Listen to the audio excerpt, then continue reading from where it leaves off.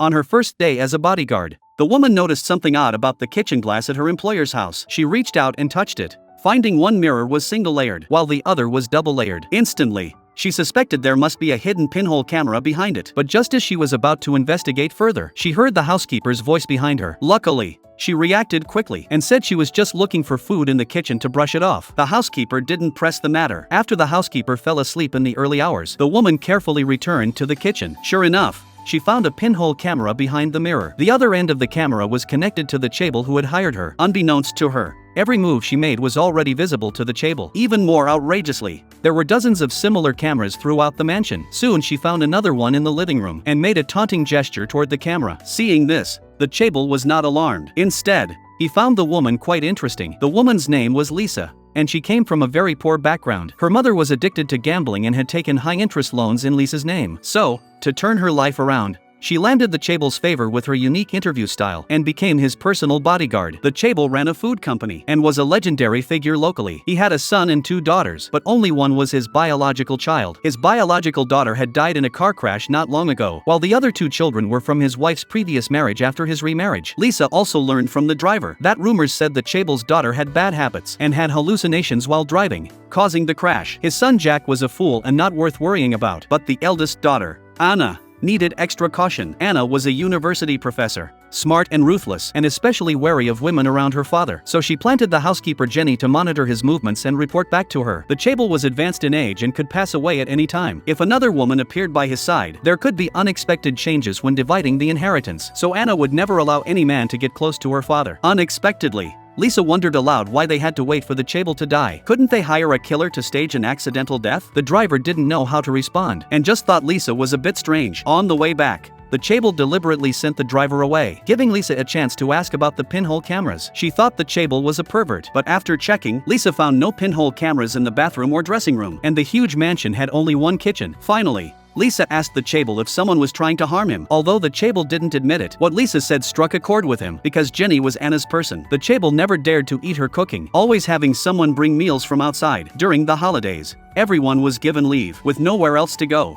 Lisa had to stay temporarily at the Chable's house. One evening, while eating instant noodles with the Chable, Anna learned from the housekeeper that Lisa hadn't gone home, so she immediately went to her father's house. Hearing the doorbell, the Chable instantly guessed who it was, then told Lisa to hide before opening the door. After Anna entered, she didn't waste words and searched room by room. Lisa held her breath and hid in a room, not daring to make a sound. Seeing Anna about to push open the black door, the Chable deliberately called her name. Anna immediately believed Lisa was hiding inside, but when she opened the door, there was nothing there. Finding no trace of Lisa, Anna had no choice but to leave in disappointment. Then the Chable called Lisa to his office. Suddenly, the mural behind him slowly opened. Inside, she saw rows of monitors. Lisa immediately asked again if someone was plotting against him. At this point, the Chable took out a photo of his biological daughter and slowly revealed the truth. His daughter hadn't died in a crash, but had been murdered, and the murderer was Anna. He knew Anna had killed his daughter to inherit everything. Then he told Lisa he had at most 6 months left to live, so he wanted to take revenge on them in the way Anna feared most. Then the Chable opened a secret door and unlocked a safe filled with his wealth. He took out a small box from the corner, opened it,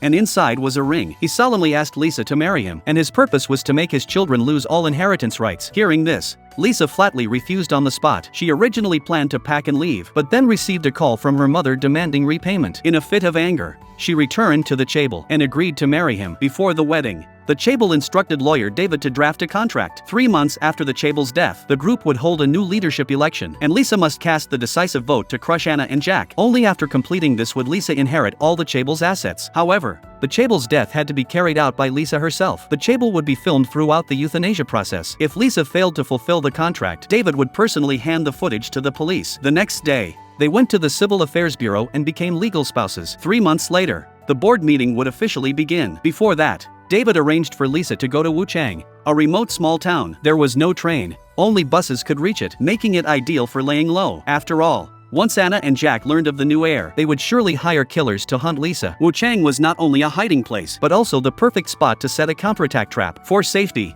David prepared a brand new identity for her, Lucy, an ordinary kindergarten teacher. The reason for choosing Wuchang was that it had the Chabel's favorite strawberries, and the young man responsible for deliveries was also from Wuchang. Shortly after the young man left, the Chabel suddenly collapsed in the secret room. The doctor had originally estimated he had 6 months left, but now it was down to 3. The doctor's words were overheard by a nurse hiding outside, who immediately told Anna. Anna then contacted a reporter, ostensibly inquiring about a renowned doctor, but actually deliberately leaking the news that the Chabel was dying. After a night of struggle, the Chabel decided to undergo euthanasia early, but before it was carried out, he suddenly said he wanted a bowl of instant noodles. As Lisa went downstairs, he quietly turned on the recorder and pulled out a pistol aimed at himself. Yet just as Lisa was about to bring the cooked noodles in, she heard a gunshot. No one knew why he changed his plan at the last minute. He didn't go through with the original euthanasia method, but ended his life in another way. The Chabel's sudden death was not a blow to Anna and Jack, but rather made them see the hope of inheritance sooner. They had even begun imagining future power and wealth. Just then, David arrived and announced something shocking. Led by David, they met Lisa and learned she had married the Chabel 3 months earlier. Seeing the ring in Lisa's hand, Jack immediately recognized it as his mother's. He was about to approach when David stopped him. Seeing this, Anna immediately halted them and walked straight toward Lisa. She intended to intimidate Lisa into backing down, but Lisa showed no fear at all, grabbed Anna's hand, and remained calm. That night, Anna offered a huge sum to have housekeeper Jenny detain Lisa for a week. Jenny immediately told the driver, planning to act together. Emma, hiding outside, overheard their conversation and informed Lisa right away. By then, Jenny had put sleeping pills in the coffee, and the driver prepared to attack from behind. Lisa merely smelled the coffee and sensed something wrong, scaring both of them. Then she poured the coffee in Jenny's face and skillfully subdued the driver. Seeing they were no longer a threat, Lisa left the scene. Jenny tried to chase her in the backup car, but they didn't expect Emma to throw the backup car keys into a boiling pot right in front of them. Helpless, they told Anna they failed to detain Lisa. Learning Lisa was heading to the airport, Anna immediately sent people after her. As soon as Lisa arrived at the airport, Anna's men followed closely. Unaware, Lisa had already changed into a new outfit and quietly boarded the bus to Wuchang. Before that, she had met with David at the airport and received an ID card in the name Lucy, plus a bank card in cash. Upon arrival, the person sent to pick up Lisa turned out to be the strawberry delivery boy. To inherit the vast fortune left by the late Chabel, she had to hide in the remote small town and evade the Chabel's children's 3-month assassination attempt. If she survived 3 months, she could claim all the inheritance alone. However, the Chabel's children, Anna and Jack, weren't going to sit idle. They decided to take a different route and sue Lisa. The lawyer argued that Chabel married Lisa while mentally incapacitated, trying to invalidate the marriage and thus strip Lisa of inheritance rights. But Anna wanted to ruin Lisa's reputation because she found Lisa had a record of theft since childhood, and Lisa's mother had committed fraud. If these pasts were exposed, it would be enough to destroy Lisa in the court of public opinion. Even more shocking, the Chabel seemed to have foreseen his own death and had transferred a large portion of his assets to Lisa while alive. Lisa's last known location was the airport, but retrieving surveillance footage would take time. Taking advantage of this gap, Anna personally hired a gang of thugs, offering high rewards to track down Lisa and her mother. A storm targeting Lisa was quietly approaching, while Lisa remained oblivious. The man sent to pick up Lisa was named Mark. He was not only the former strawberry vendor for the Chabel, but also lawyer David's cousin. David had warned Lisa never to get too close to Mark. Lisa carried a pistol the Chabel had given her himself. She originally thought the gun was for self-defense, since Anna and Jack might send killers anytime, but she didn't expect it was actually the Chabel's tool for revenge on behalf of his daughter. If Lisa really committed murder, she'd likely spend years in prison. Yet the Chabel promised he would do everything possible to reduce her sentence. Faced with huge,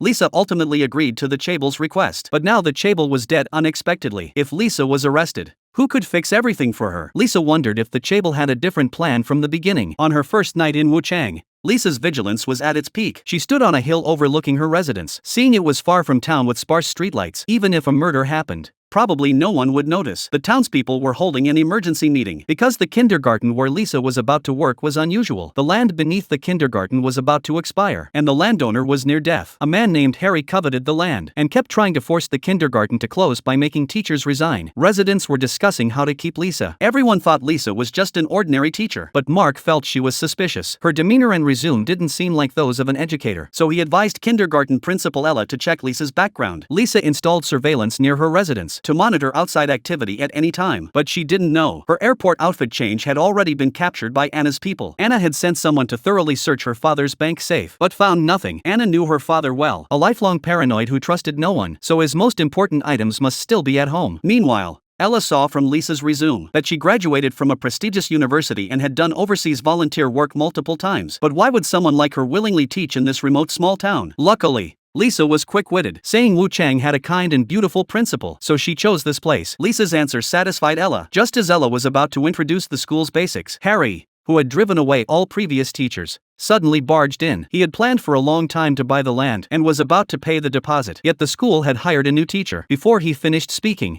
a call came in. Ella had already asked someone to investigate Lisa's background. As Mark said, her resume was so perfect it raised suspicion. The caller on the phone reported that there indeed was a woman named Lucy who graduated from a prestigious university. But Lucy was 53, while the Lisa before them was only in her early 30s. Lisa overheard Ella's conversation. The sudden twist made her tense, so she immediately called David for help handling it. But while she was on the phone, Ella had already called the previous kindergarten listed on Lisa's resume and asked about her. Luckily, the person on the other end said their kindergarten did have a teacher named Lucy who resigned recently. Ella felt relieved upon hearing this, but Lisa's sudden appearance caused Ella's phone to remain off by mistake, and they heard the caller say they earn tens of thousands just for saying a few words. The air froze instantly. Lisa's identity was exposed. She rushed forward and snatched Ella's phone, and Ella's plea for help caught Mark's attention. Just then, David called. David then confessed Lisa's true identity to Ella, and Lisa chose not to hide anymore, admitting everything. She said if Ella could let her stay there for 3 more months, she would buy the kindergarten and give it to Ella. But Ella must not reveal her identity. They had just reached an agreement when they didn't expect Mark had overheard their entire conversation. Would Lisa's secret be exposed now? Facing this sudden crisis, how would she escape?